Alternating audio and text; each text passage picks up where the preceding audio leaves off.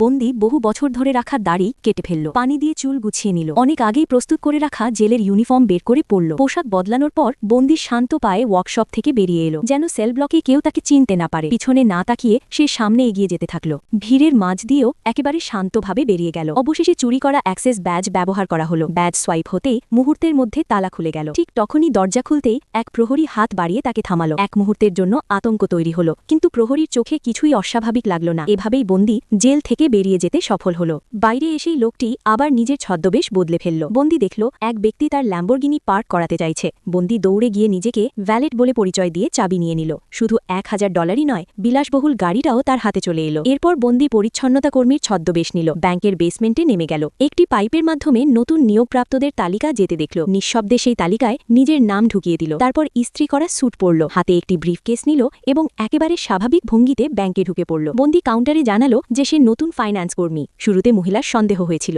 কিন্তু পাইপের তালিকা যাচাই করতেই তার বিশ্বাস হয়ে গেল। কথা বলার ফাঁকেই সে ওই মহিলার অ্যাক্সেস ব্যাজ চুরি করে নিল। ব্যাজ ব্যবহার করতেই ব্যাংকের ভল্ট খুলে গেল, ভেতরে টাকার স্তূপ পড়েছিল। তারপর সে সেফটি লকারগুলো খুলে দ্রুত $40 মিলিয়ন সংগ্রহ করল। তৃপ্তি নিয়ে সে বাইরে বেরোনোর দিকে এগোলো, কিন্তু ঠিক যখন সে ব্যাংকের এক্সিট দরজা পার করল, কিন্তু এরপর তার সঙ্গে ঠিক কি ঘটল।